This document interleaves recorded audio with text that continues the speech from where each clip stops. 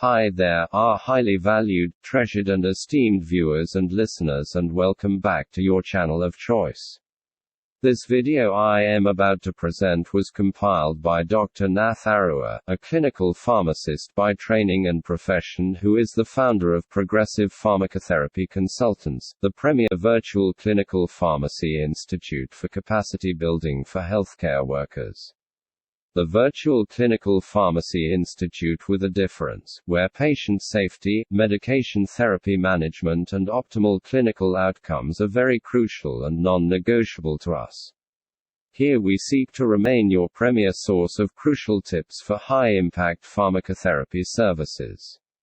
So, on behalf of the Institute, I humbly urge you all to sit back and spare me part of your very precious time to share with you very useful tips which may prove very, very handy in your line of duty.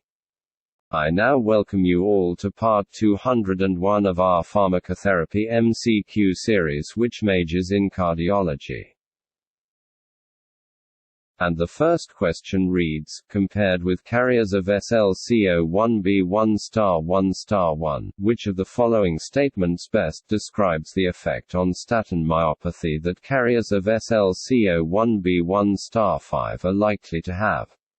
Is it A. Unknown effect on statin myopathy, or B. Increased likelihood of statin myopathy, or C. Decreased likelihood of statin myopathy, or is it D. No effect on statin myopathy? I will give you 10 seconds to choose the correct answer to this question from the listed options.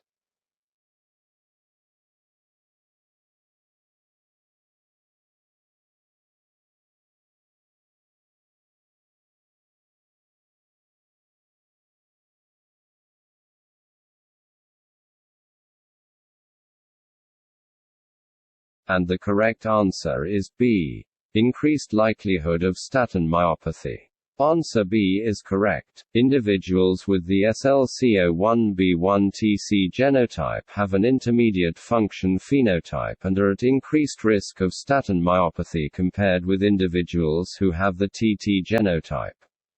That makes answer D incorrect because there is likely to be an effect on statin myopathy, given the available evidence. Answer C is incorrect because individuals with this genetic makeup are likely to have an increased risk of statin myopathy, not a decreased risk. Answer A is incorrect because the SLCO1B1 genotype dose has a known effect on statin myopathy. Please proceed to the next question. And the next question reads, PZO, a patient who frequently visits your cardiac clinic has a reported pharmacogenetic test result of CYP2C19 of *2. He takes clopidogrel. So my question to you is, what is PZO's risk of having an adverse cardiovascular, CV, event, e.g., thrombosis, because of treatment failure? Is it A. No change in risk because of genetic result, or B. Increased, or C. Moderate, or is it D. Decreased?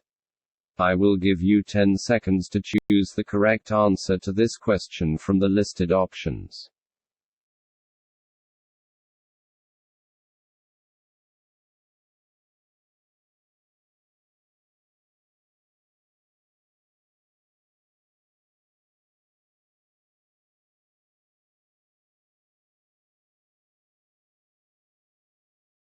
And the correct answer is B. Increased risk. Answer B is correct. CYP2C19*2 is considered a poor metabolizer phenotype because *2 is a no-function allele.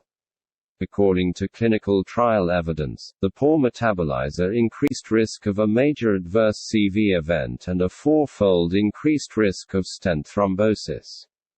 Answers D, B, and A are incorrect because risk is increased with this genotype. Please advance to the next question. And the next question reads, a single-center, prospective cohort analysis sought to describe the quantitative and qualitative impacts of quetiapine versus haloperidol on corrected QT, abbreviated as QTC, interval prolongation in critically ill adult patients. The primary endpoint was the difference in QTC interval at the time of ICU discharge between groups. So my question to you is, which of the type of data listed below best describes this endpoint? Is it A, ratio, or B, interval, or C, ordinal, or is it D, nominal? I will give you 10 seconds to choose the correct answer to this question from the listed options.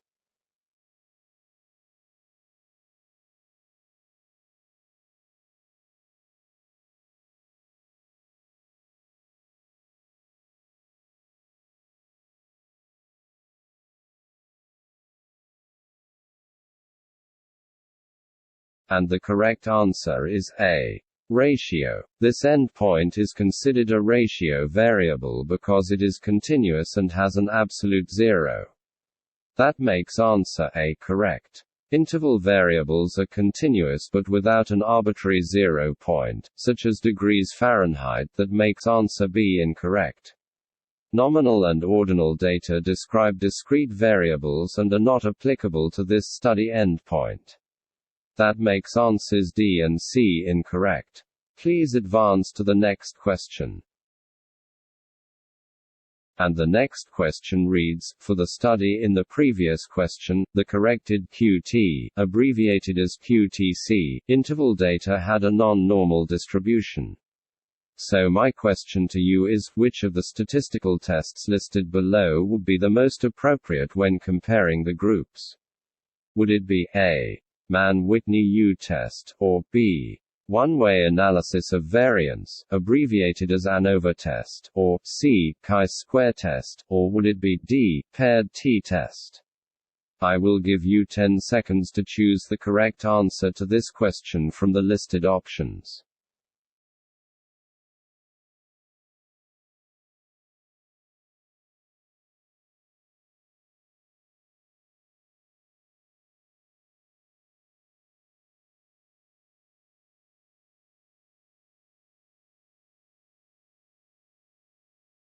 And the correct answer is A, Mann-Whitney U test. When comparing changes in QTC between two groups and data have a non-normal distribution, the Mann-Whitney U test is most appropriate.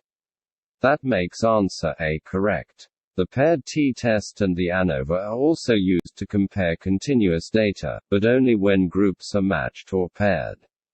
That makes answer D incorrect, or if there are more than two groups. That makes answer B incorrect. The chi-square test is most appropriate to compare nominal data between independent groups. That makes answer C incorrect. Please progress to the next question.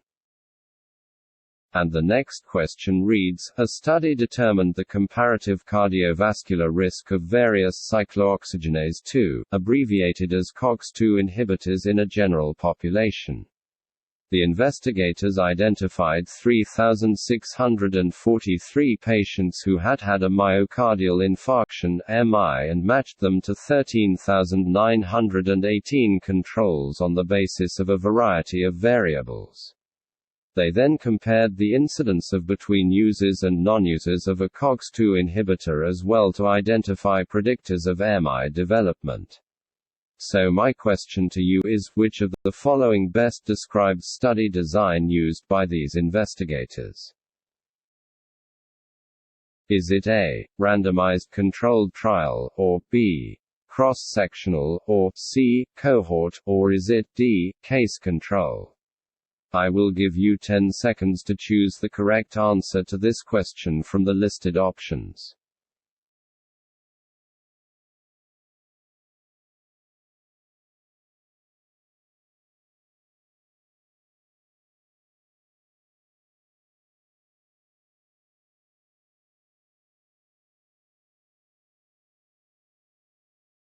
And the correct answer is D, case control. This observational study is an example of a case control study. That makes answer D correct and answer A incorrect because patients with the outcome were matched with controls with exposure to COX-2 inhibitors then determined and outcomes compared.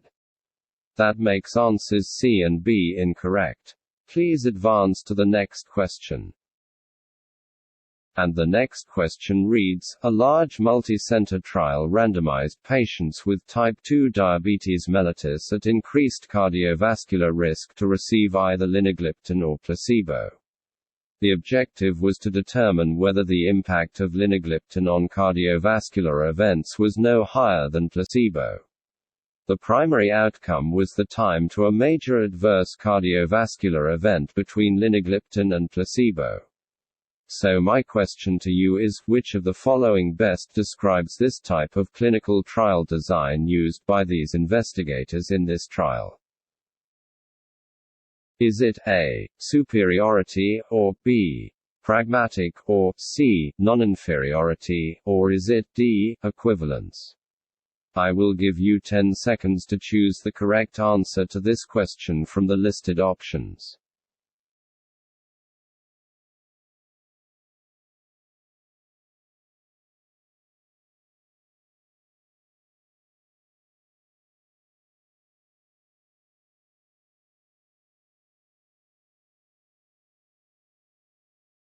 And the correct answer is C, non-inferiority. When aiming to determine whether one treatment is no worse than another treatment beyond a certain threshold, a non-inferiority trial is best.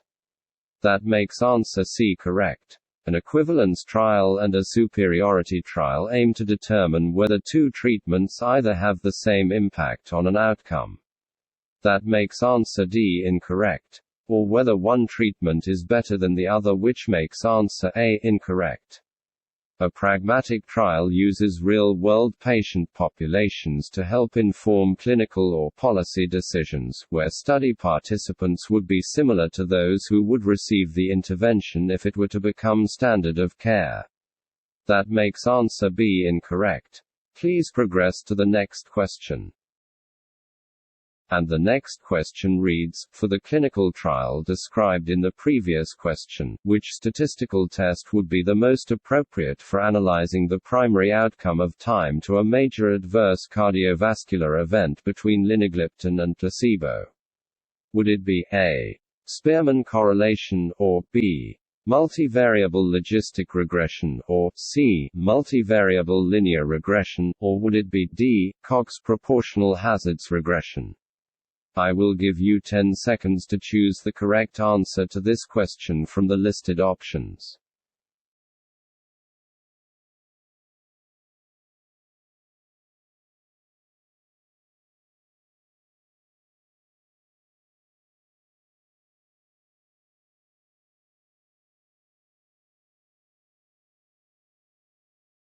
And the correct answer is D, Cox proportional hazards regression. When comparing a time-to-event outcome such as the one in this question, a Cox proportional hazards regression analysis is acceptable. That makes answer D correct. Other types of regression, including multivariable linear or multivariable logistic, are appropriate for continuous or bivariate outcomes, respectively. However, they are inappropriate when time-to-event is a consideration. That makes answers C and B incorrect. A Spearman correlation is a non-parametric test that quantifies the strength of an association between two continuous variables. That makes answer A incorrect. Please progress to the next question. And the next question reads, as a cardiology pharmacist in your cardiac clinic, you are requested to provide input to the Pharmacy and Therapeutics Committee regarding formulary status for a new heart failure drug. So my question to you is, which of the following would be the most important to consider when adding a new drug to the hospital formulary? Would it be A, the new drug has been proven safe and efficacious in clinical trials, or B, the new drug has been requested by multiple prescribers, or C, the new drug is available in the most convenient dosage form, or would it be D, The new drug is the most cost-effective agent in the class. I will give you 10 seconds to choose the correct answer to this question from the listed options.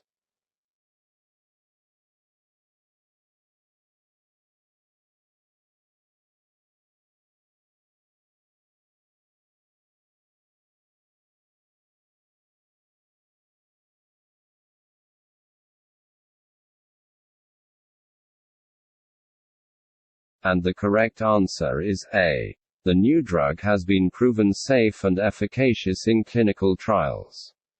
A drug's safety and efficacy are the most important considerations when evaluating new drugs for formulary addition. That makes answer A correct. Cost-effectiveness, dosage form or forms, and physician demand are all additional considerations but should not be the sole deciding factors when adding new drugs to a formulary. That makes answers B to D incorrect. Please progress to the next question. And the next question reads, today in the clinic, your consultant cardiologist examines JTF for hypertension management follow-up. During JTF's last visit, his blood pressure was above goal at 134 systolic and 84 diastolic. At that time the cardiologist added amlodipine to his regimen as a second agent to hydrochlorothiazide. JTF's blood pressure during today's visit was 126 systolic and 78 diastolic. The cardiologist inquired from him how he takes his medication in order to assess his level of medication adherence. So my question to you is, which of the following most accurately represents best practice documentation for today's office visit? Is it A. BP today is 126 systolic and 78 diastolic, which is below goal, continue current therapy, or B. BP today improved to 126 systolic and 78 diastolic after adding amlodipine 3 months ago, when blood pressure remained above goal at 134 systolic and 84 diastolic on hydrochlorothiazide monotherapy, or C. Patient takes medication as directed, or would it be D. Blood pressure improved with added medication? I will give you 10 seconds to choose the correct answer to this question from the listed options.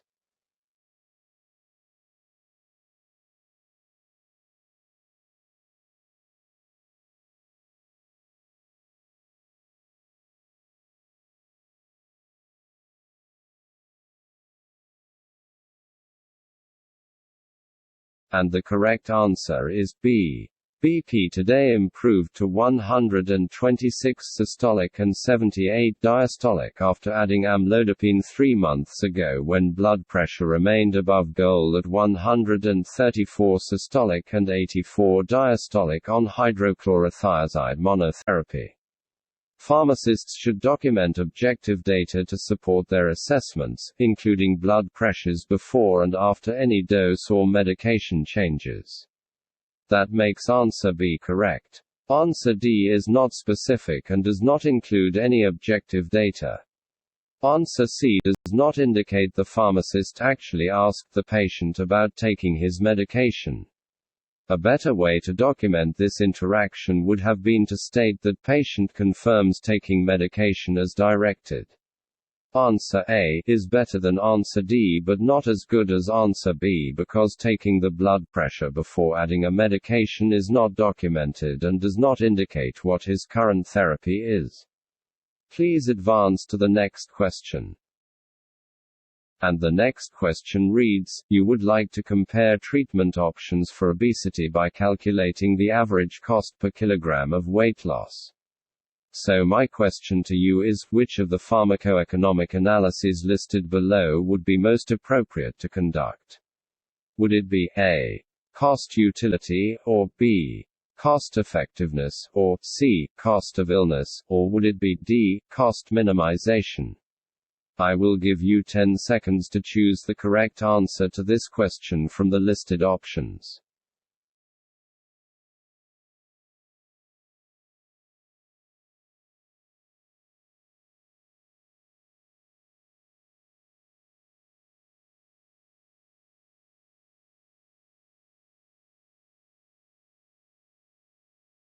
And the correct answer is B. Cost-effectiveness. A cost-effectiveness analysis compares two or more treatment alternatives in which the resources used are measured in monetary terms, average cost of obesity drug, and outcomes in natural health units pounds lost. That makes answer B correct. A cost minimization analysis compares the cost of two or more treatment alternatives considered equal in efficacy to determine the least expensive alternative. That makes answer D incorrect. A cost of illness analysis estimates the overall cost of a particular disease in a defined population. That makes answer C incorrect. A cost-utility analysis compares two or more treatment alternatives in which resources are measured in monetary terms and outcome is expressed in patient preferences or quality of life. That makes answer A incorrect. Please advance to the next question. And the next question reads, this week you are the rounding clinical pharmacist on the cardiology ward and you notice a patient with a potassium serum concentration of 6.2 milliequivalents per liter. A review of this patient's current medications reveals an active order for lisinopril 20 mg, which you suspect is the most likely cause of hyperkalemia. This patient currently has no electrocardiogram (ECG) changes. So my question to you is, which of the following best describes this patient's hyperkalemia event? Is it A. adverse drug reaction, abbreviated as ADR, or B. serious adverse drug event, abbreviated as ADE, or C. preventable adverse drug event, ADE, or is it D. medication error? I will give you 10 seconds to choose the correct answer to this question from the listed options.